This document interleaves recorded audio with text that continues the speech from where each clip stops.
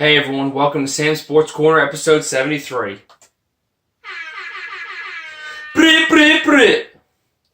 Alright guys, let's jump right into it. The NBA, we're nearing the finals. The East is tied in their series 2-2. That's the Raptors and the Bucks. And basically what we're deciding over there is, do we want to watch Kawhi Leonard play the Monstars from Space Jam for 5 games, because he's really the only one on his team who can do anything, and it would be awesome to watch him ball out for 5 games. Or we could watch the Greek Freak ball out for 6 games just because he has a little help. I think they'll make it to 6. I don't think they can quite push it to 7 because what we're talking about is the real-life Monstars. KD, one of the absolute best players in the league, goes down, and it's like they pick up back to the old days. Steph Curry, 36.5 points a game over the last 5 since KD's been out. Klay Thompson, 21.5 points per game since KD's been out. Draymond Green, 16.5 points per game since KD's been out, with like 10 assists per game. It's unreal. It's almost unfair. The Draymond Steph Curry pick and roll is back. KD being out almost seems like it's the most beneficial thing for the team. So it might not be a bad thing for Golden State if he goes to the Knicks. Which doesn't seem real. Like, right, losing the best player, one of the best players in the league off your team should hurt you. It doesn't seem to hurt with them.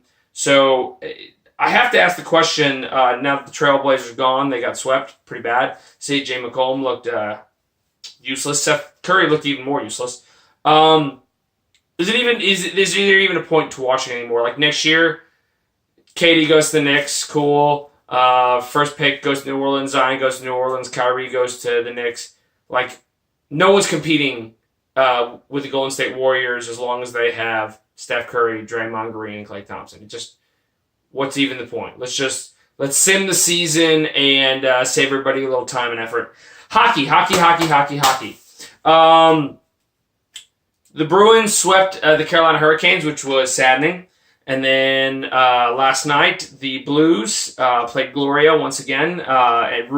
They've absolutely ruined a classic for an entire group of people.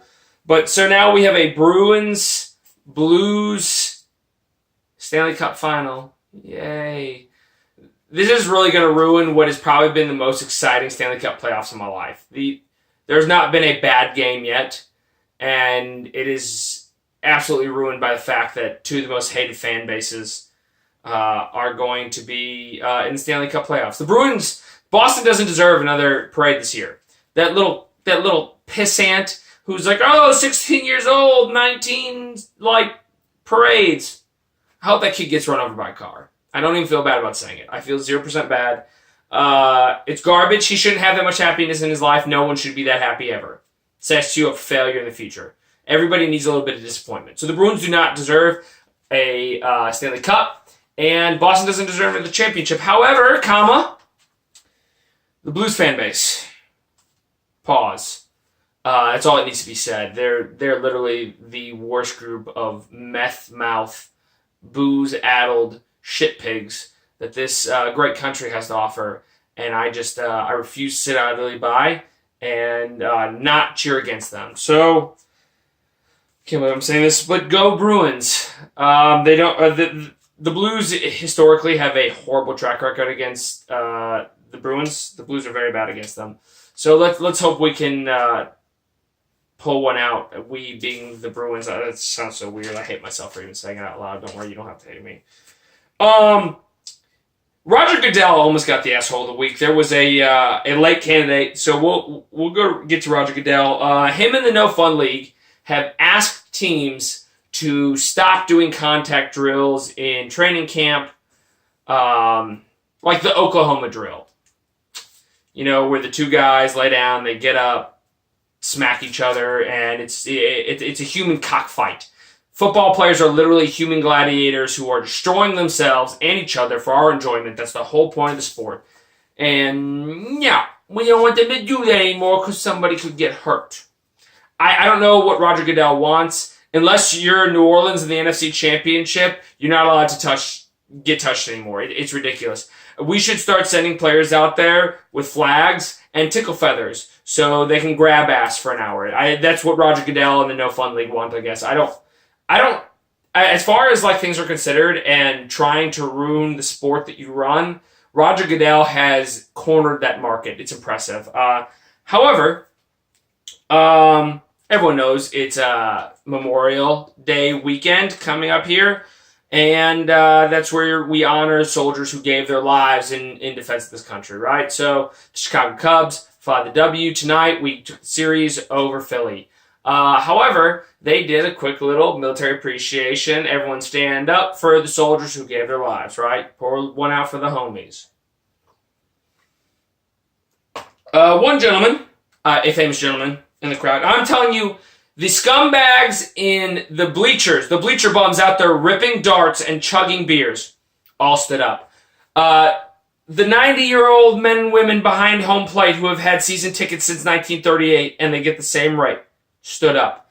Every pregnant woman, every child, every skokie a-hole took off their hat, except for one human being, John Cusack. John Cusack at Wrigley tonight. They did military appreciation. He left his cock-sucking hat on and stayed in his seat. And John Cusack, that makes you an asshole. I assume you're Canadian, just based on your display of bullshittery there. But you can get out. Because you don't have to support the wars, you don't have to support politics, you don't have to do any of that. But we're talking about ladies and gentlemen who have given their lives in defense of this country. And I try not to get political on the show too often. But you're a real scumbag piece of shit. And that's why you're the asshole of the week. Wrigley needs to ban you like they did the guy for throwing up the OK. Not a white power symbol. Absolutely ridiculous. This means OK. This below the waist is a game so you can punch your buddy in the arm. So, not for white power. Wrigley was absolutely ridiculous in that. But John Cusack, true asshole of the week, possibly of the year. That's a high candidate for of the year.